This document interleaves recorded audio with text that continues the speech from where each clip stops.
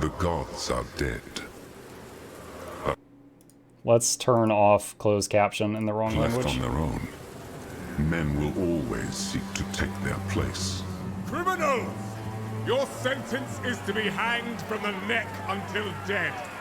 Let your souls feed the first ones, and your bodies feed the land.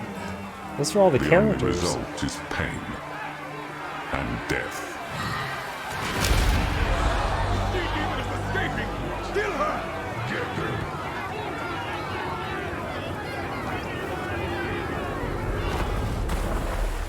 Is that the character selection screen now? Like, you pick which one you want to play, and then all the others die, and your rope snaps, and you get away? Is this character select? Oh, that is hardcore. The demon is escaping! Kill her! Get them.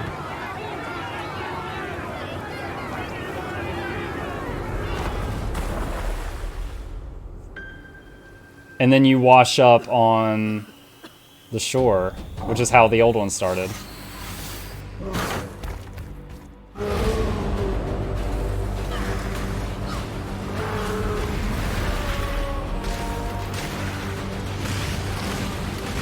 Only 20 years since Kitava fell, and already corruption spreads 20 like a years plague since through PoE. shattered lands.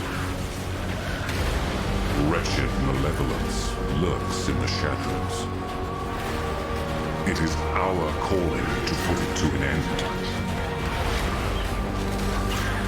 It must be done if Rayclast is to survive.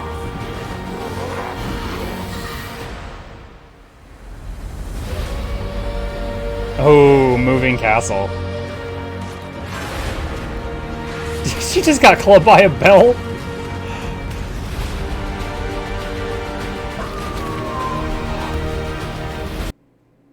Shapeshifting. Shapeshifting was not in PoE. They've just added shapeshifting.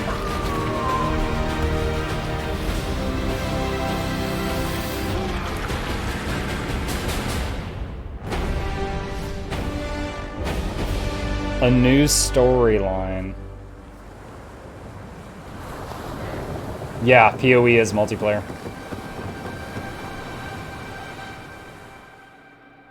Alright, okay. So, yeah. That's what I was just about to say that. So, when it said a new 7-act campaign, so in the game currently, there's a 10-act campaign, and then repeatable maps that are a little different every time you do them. If you've only played Guild Wars 2, think like how you do the story, and then there's like fractals that you do repeatedly, stuff like that.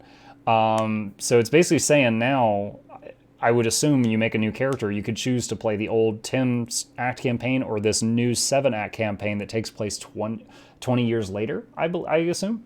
So it's the same game, but they're putting out a content patch so massive they're going to call it PoE 2 now. That's cool.